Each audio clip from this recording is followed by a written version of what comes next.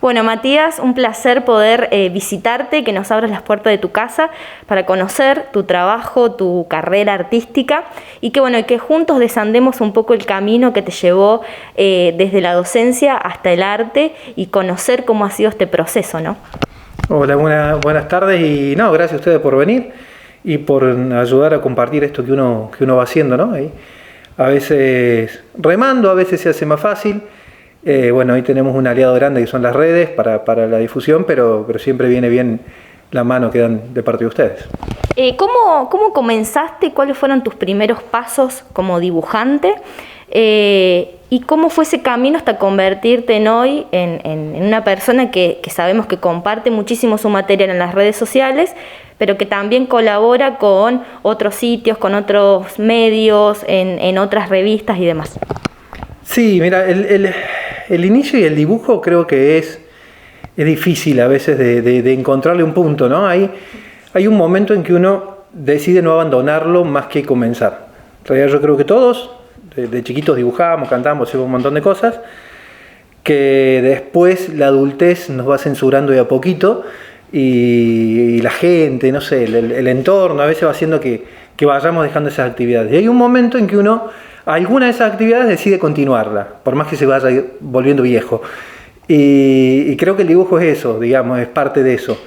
Entonces ya cuando uno va entrando en la adolescencia y continúa para la adolescencia tardía y continúa haciendo lo mismo y decide no abandonarlo, creo que ahí es como el comienzo de decir, bueno, vamos a empezar a encarar esto de otra forma, vamos a tomarlo como algo presente. A veces cuesta mucho reconocerlo en el medio del entorno, pero bueno, creo que el comienzo está ahí, digamos, así, cuando uno empieza a definirse para dónde quiere salir y donde el tiempo se empieza a acotar, donde uno tiene que empezar a decidir qué hacer con los tiempos.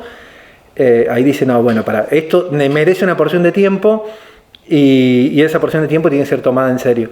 Entonces, sí, yo calculo que el inicio es desde el principio, pero el encararlo firme tiene que ver con finales de la universidad, por ahí.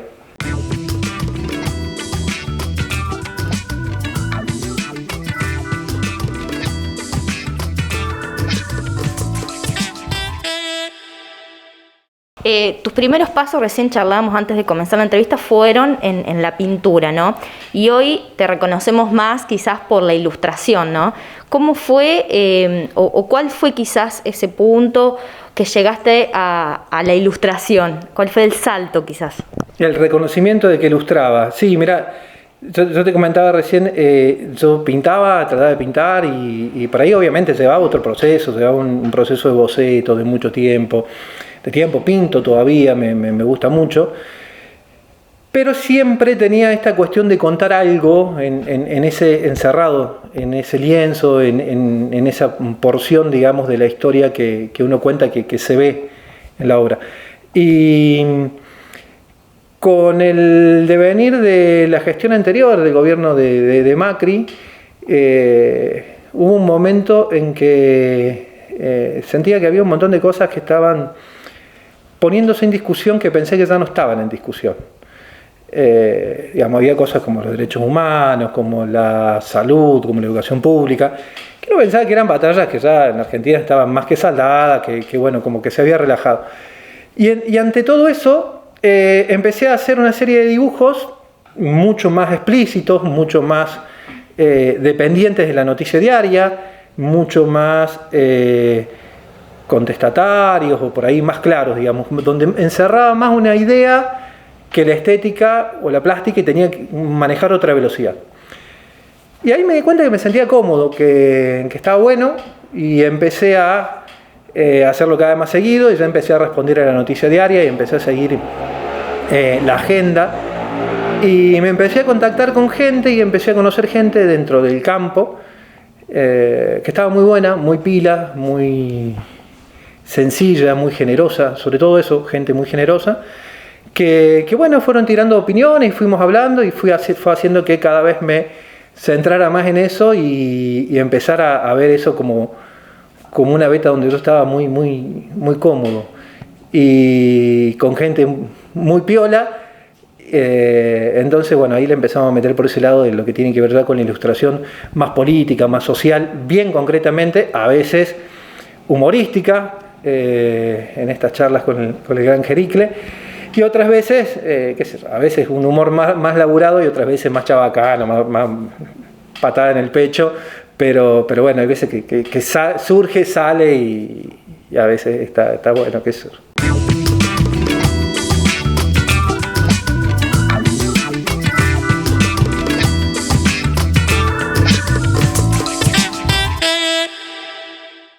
Bueno, en este trabajo que han realizado juntos, hace poco publicaste un libro que es Un año bajo la tierra. Contanos un poco de qué se trata y cómo surge esa posibilidad de hacer un libro junto a Jericle. Sí, en realidad Jeri hace el prólogo del libro, da como la bienvenida, digamos, una trampa para el espectador, para el lector, porque le das así como una entrada segura. Pero en realidad, llegando a finales del año pasado, cuando uno tenía un poco de esperanza, decía, che, acá viene el verano, nos acomodamos, qué sé yo, recopilé un montón de ilustraciones que tenían que ver con lo que había ocurrido en la pandemia. Y bueno, hablando con José Luis Amann, surgió la idea de decir, bueno, recopilarlas a todas en un libro y armar algo que no solo también fuera encarar la pandemia desde la ilustración, sino también que pudiese manejar otro tipo de textos.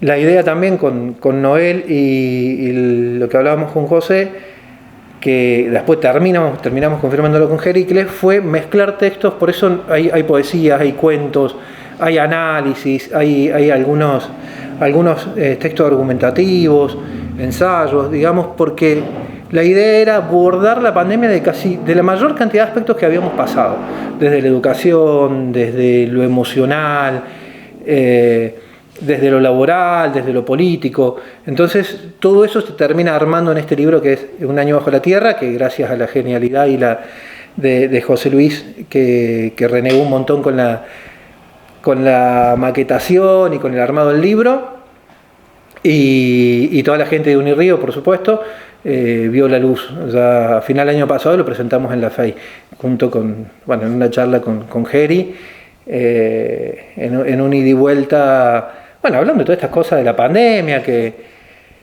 íbamos a salir mejores, que somos todos más solidarios, que somos todos más buena gente, salimos más empáticos, compartimos y todas esas cosas que dijimos que íbamos a hacer cuando apenas arrancó la pandemia y salíamos a los balcones a aplaudir a los esenciales y a los médicos, previo a echarlos del edificio porque se habían contagiado, pero en algún momento fuimos ese ideal de gente que hoy los vemos en las marchas antivacunas y todo ese tipo de cosas, y que la pandemia tampoco se terminó, digamos, que seguimos en el medio.